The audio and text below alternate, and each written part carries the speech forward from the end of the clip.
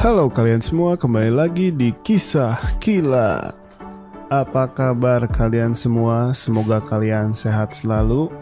Dan pada video kali ini kita akan merangkum alur cerita film Kingdom 1 yang dirilis pada tahun 2019.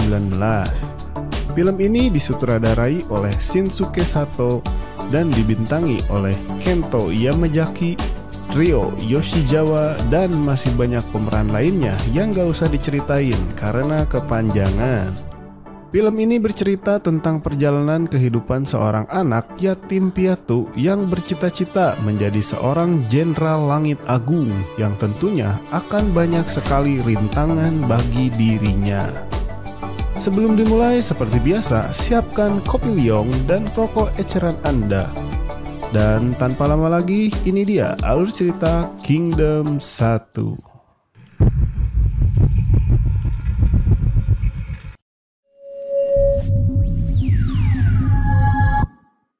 Pada zaman dahulu kala, wilayah Cina yang sangat luas terbagi menjadi 7 negara. Raja dari setiap negara tersebut memiliki ambisi yang sama, yaitu menyatukan wilayah Cina menjadi satu negara dan satu raja saja. Peperangan ini terjadi berulang kali selama lebih dari setengah abad, dan belum ada yang bisa memenangkan perang tersebut. Cerita pun dimulai pada seorang pemuda pada tahun 225 sebelum Masehi di wilayah kerajaan Qin. Di sana kita diperlihatkan 2 orang pria yang membawa beberapa anak yatim piatu untuk dijual menjadi budak. Dalam perjalanan, mereka melihat rombongan dari pasukan jenderal terbaik dari negara Qin. Dia adalah Jenderal Wang Qi dengan tubuhnya yang gagah dan dagunya yang cameh. Mereka pun terkesima, dan anak laki-laki yang bernama Li Xin sangat terpukau. Xin lalu bercita-cita ingin menjadi jenderal agung langit seperti Wang Qi. Singkat cerita, Xin pun dijual ke salah satu warga di suatu desa kecil. Pak tua di sana ternyata mempunyai budak yang lain yang seumuran dengan Xin, dan dia bernama Piao. Mereka menjalani hari-harinya dengan mencari kayu bakar di hutan hanya untuk sesuap nasi dari si Pak tua. Mereka berdua sebenarnya sudah muak menjadi budak, dan salah satu cara keluar dari perbudakan yaitu harus menjadi seorang ahli pedang. Piao pun mengatakan kepada Xin bahwa mulai dari sekarang mereka akan bertarung sampai 10.000 kali agar terbebas dari perbudakan dan menjadi seorang ahli pedang, bahkan bisa menjadi jenderal agung langit seperti Wang Qi. Mendengar perkataan tersebut, mereka pun jadi bersemangat dan mereka mulai bertarung satu sama lain.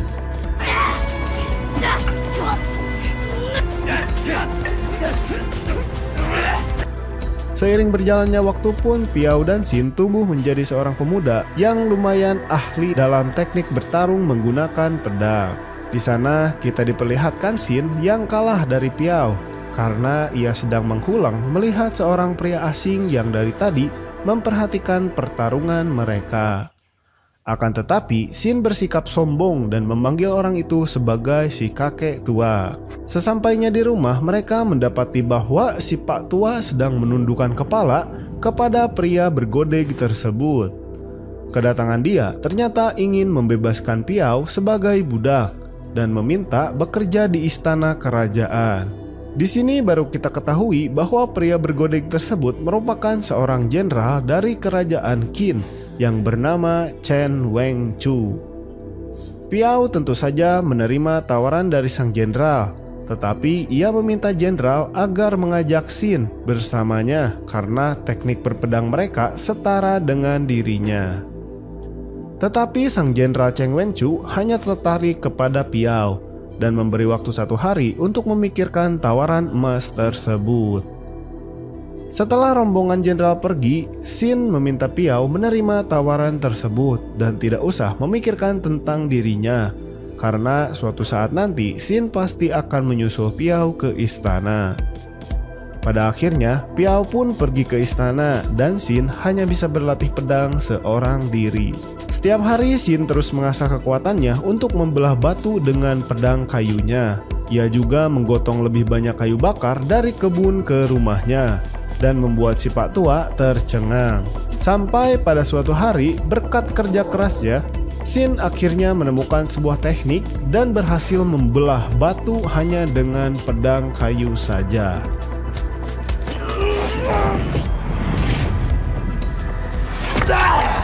Hal itu pun tentu saja membuat Xin bangga pada dirinya sendiri. Pada suatu malam saat Xin sedang bobo, ia didatangi Piao yang memakai baju kerajaan. Tetapi dia terluka parah seperti sudah bertaruh. Piao memberitahu Xin bahwa adik dari Raja Qin yang bernama Chen Xiao melakukan pemberontakan untuk mengambil alih tahta kerajaan. Dan tidak lama lagi, pasukan dari Chen Xiao akan datang untuk menemukan Piao. Sebelum wafat, beliau memberi permintaan yang harus dipenuhi, yaitu pergi ke sebuah tempat di peta. Namun Xin menolaknya dan akan menghadapi pasukan yang telah mencelakai Piao. Piao lalu mengatakan, meskipun nantinya aku telah tiada, aku akan terus bersamamu. Maka dari itu, kejarlah mimpimu menjadi Jenderal Langit Agung dan bawalah aku meraih mimpi tersebut. Setelah Piao meninggal, Xin pun akhirnya memenuhi permintaannya.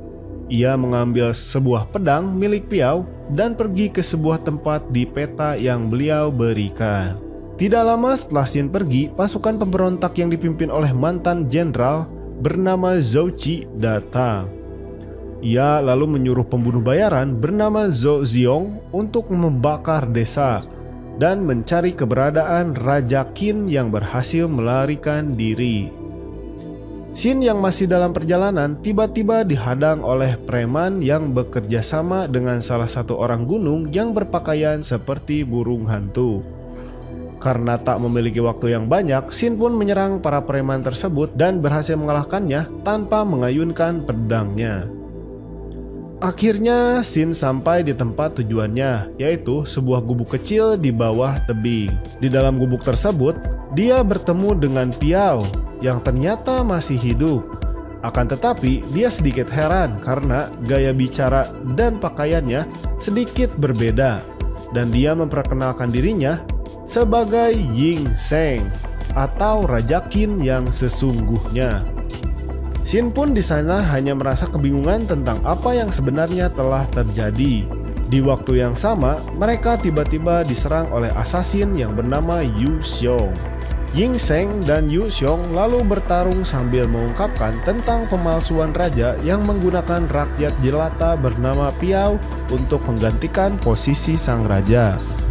Dari sinilah Xin sadar bahwa alasan Piao dibawa ke istana yaitu untuk menggantikan posisi sang raja karena hanya mirip mukanya saja dan menjadi korban pemberontakan. Xin pun di sana menjadi murka dan berniat untuk mengakhiri Raja Ying Sheng karena telah membuat Piao terbunuh. Namun sebelum itu, Xin bertarung dengan si pembunuh bayaran terlebih dahulu. Keduanya lalu bertarung di mana dalam pertarungan tersebut Xin berhasil mengalahkan Zhu dengan membelah bahunya.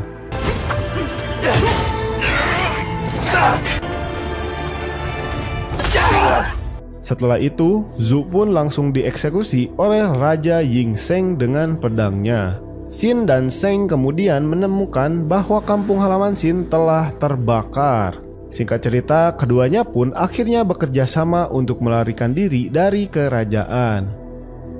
Akan tetapi, mereka malah bertemu dengan orang berpakaian burung hantu sebelumnya yang ternyata adalah seorang wanita bernama Diao. Diao lalu menawarkan Sheng jalan pintas asalkan ia mau memberinya harta. Sheng pun setuju dan ketiganya pergi ke sebuah goa yang aman dari kejaran musuh. Di dalam goa, lagi-lagi Xin menanyakan sang raja atas kematian Piao. Namun Ying Sheng mengungkapkan bahwa sebenarnya Piao sendirilah yang menerima tawaran menjadi raja palsu. Ia tahu kalau dirinya akan mati demi suatu kehormatan. Tetapi Piao menyuruh Raja Ying Sheng pergi ke suatu tempat untuk mempertemukannya dengan Xin. sehingga sang raja bisa mendapat perlindungan dari Xin, dan Xin akan mendapatkan imbalan berupa menjadi seorang jenderal nantinya. Mengetahui bahwa kematian Piao adalah keputusannya sendiri, Xin kembali bersemangat untuk meraih mimpinya dan mengabulkan harapan Piao yang telah tiada. Raja Yingzheng kemudian menyampaikan rencana pelariannya, yaitu pergi ke sebuah wilayah kerajaan manusia gunung dan bertemu dengan Jenderal Chen Wenchu di sana. Sementara itu di kerajaan Qin, tepatnya sang polontong adik Yingzheng yaitu Cheng Xiao telah mengambil alih tahta kerajaan. Di tempat lain, Raja Yingzheng, Xin, dan Diao masih melanjutkan perjalanannya menuju wilayah kerajaan manusia gunung.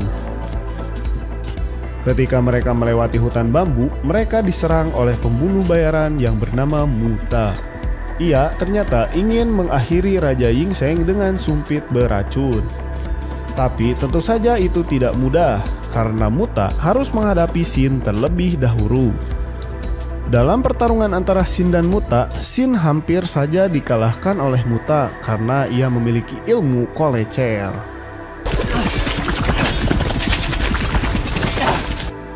Akan tetapi Xin langsung mengamuk dan menyerangnya secara brutal. Pertarungan itu akhirnya dimenangkan oleh Xin dengan tebasannya. Namun sayangnya Xin terkena sumpit beracun yang membuat dirinya jatuh pingsan. Di sini Yingzheng lalu menceritakan bagaimana dirinya dan Cheng Xiao bisa bertikai meskipun kakak beradik. Singkatnya, Cheng Xiao merasa iri terhadap Yingzheng karena Yingzheng merupakan keturunan rakyat biasa yang menjadi seorang raja. Berbeda dengan Cheng Xiao, dia merupakan orang dari kalangan bangsawan tetapi tidak dipercaya untuk meneruskan tahta raja. Yang akhirnya terjadilah pemberontakan. Dan harus kita ketahui ternyata Yingzheng dan Cheng Xiao adalah seorang anak dari ibu yang berbeda. Untung saja sebelum pemberontakan terjadi, Jenderal Chen Wenchu membawakan Piao untuk menggantikan posisinya, sehingga Raja Yingzheng masih hidup sampai sekarang. Di saat mereka sedang asik-asiknya mengobrol, tiba-tiba satu peloton prajurit datang. Tapi ternyata tentara itu bukan musuh, melainkan pasukan dari Jenderal Chen Wenchu yang masih hidup. Sementara itu di kerajaan, Cheng Xiao menghadap ke para tentara kerajaan Qin yang jumlahnya sekitar 80.000 tentara. Cheng Xiao lalu mendeklarasikan kepada para tentaranya bahwa sekarang dirinya menjadi seorang raja dan menggantikan Raja Yingzheng. Kembali ke Raja Yingzheng dan pasukannya, di mana Jenderal Chen Wenchu menceritakan bagaimana Piao terlibat dalam pelarian sang raja. Ia memberikan strategi dan bersorak untuk pertempuran sampai akhirnya beliau memisahkan diri dari pasukan Chen Wenchu. Dikarenakan pasukan Chen Wenchu sekarang sangat sedikit, Raja Yingzheng pun berencana pergi ke kerajaan orang gunung untuk meminta bantuan. Akan tetapi cara ini agak sulit karena 500 tahun yang lalu Raja Qin terdahulu mengkhianati kerajaan gunung setelah bersekutu untuk memperebutkan wilayah. Singkat cerita, sesampainya di kerajaan gunung, mereka dihadang oleh tentara orang gunung. Raja Sheng lalu mengungkapkan bahwa dirinya hanya ingin bertemu dengan Raja Gunung untuk negosiasi.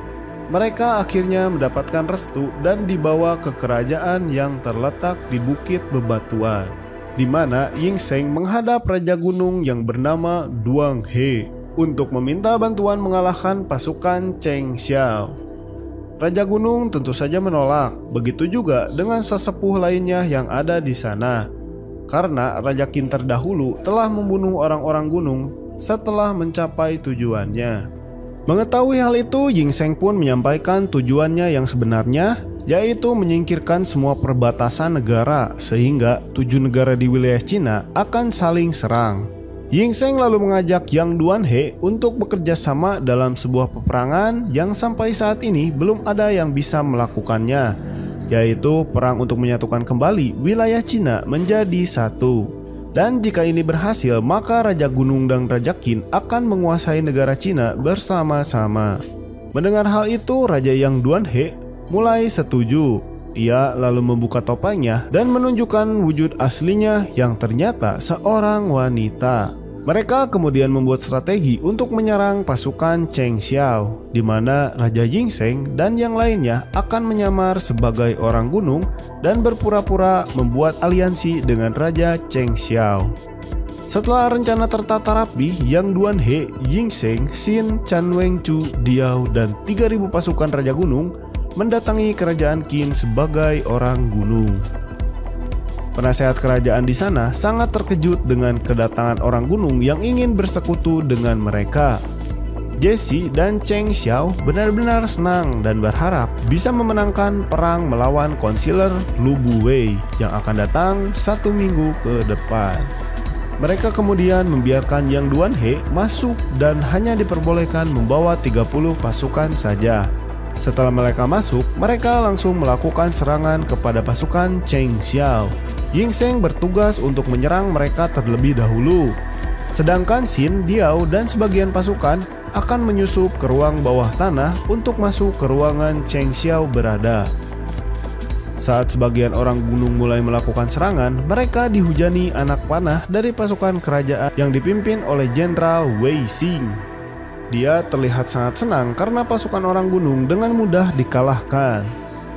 Namun beberapa saat kemudian, orang-orang gunung tersebut bangkit kembali dan menyerang barisan tentara di pintu halaman.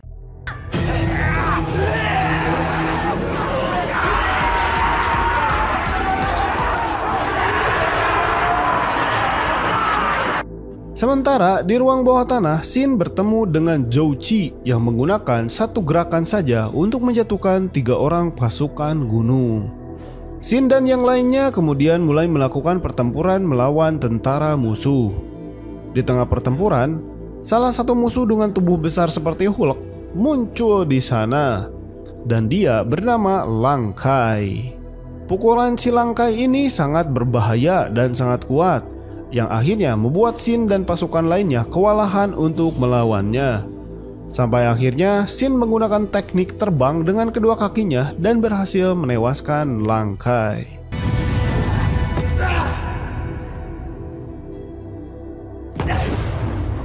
Di lain sisi, Yingzheng terlihat berjuang keras untuk mengalahkan pasukan musuh. Yingzheng lalu berpidato yang akhirnya berhasil membuat pasukannya kembali membara.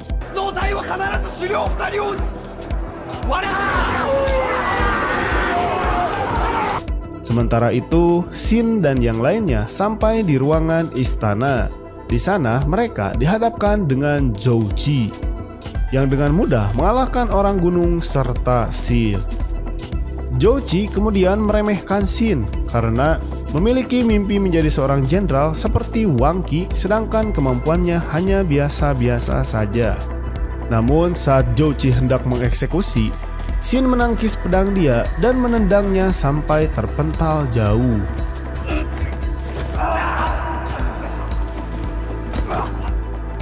Dia pun mengatakan bahwa mimpi itu penting karena mimpi bisa menjadi kenyataan dengan tekad yang kuat. Xin kemudian menggunakan teknik pembelah batu dan akhirnya berhasil mengakhiri Zhou Qi dengan teknik tersebut.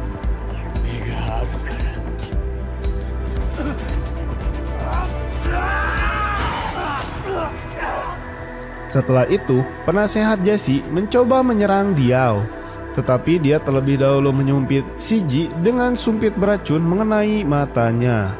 Kemudian dia menusuk Diao, yang pastinya Xin pun murka dan mengakhiri hidup Jesse. Tapi beruntungnya, beliau berhasil selamat karena tubuhnya dilapisi rompi baja. Raja Cheng Xiao lalu keluar dari istana, di mana ia sedang dihajar habis-habisan oleh Yingzheng karena telah merebut tahtanya dan melakukan pemberontakan yang membuat nyawa tak bersalah harus mati sia-sia. Menyadari Yingzheng mengambil kembali kerajaan, Jenderal Washing pun menyuruh pasukannya untuk menyerang Yingzheng. Akan tetapi, di waktu yang sama ia dikepung oleh Jenderal Langit Agung Wang Qi. Wang Qi lalu menanyakan tujuan Yingzheng setelah mendapatkan tahtanya kembali. Yingzheng kemudian mengatakan bahwa dirinya ingin menjadi satu-satunya raja di Cina dan meminta bantuan orang gunung untuk mewujudkannya. Jenderal Wang Qi tentu saja terkejut dengan tujuan Yingzheng. Tetapi ia tidak dapat ikut campur lagi dalam urusan kerajaan, karena dirinya sudah lama pensiun menjadi jenderal, dan sekarang menjadi jenderal agung tak bertuan. Washing pun tiba-tiba menyuruh pasukannya untuk menyerang Wang Qi, tetapi mereka langsung kalah telak dengan satu ayunan dari tombak Wang Qi.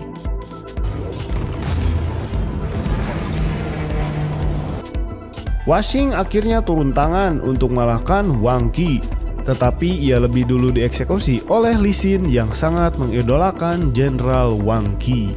Singkat cerita, setelah perang dimenangkan oleh Xin Yingsheng dan teman-temannya, dan mereka kembali merebut tahtanya, Xin pun lalu mengatakan kepada Sheng bahwa dirinya akan menjadi Jenderal Langit Agung dengan meraih gelar demi gelar dan akan membantu Yingsheng dalam menyatukan kembali wilayah Cina. Dan film pun bersambung. Itulah alur cerita film Kingdom 1. Semoga kalian terhibur dengan alur cerita tersebut. Dukung terus channel Kisah Kilat dengan cara like, komen, dan subrek-nya. Akhir kata, selamat pagi, siang, sore, malam, dan sampai jumpa.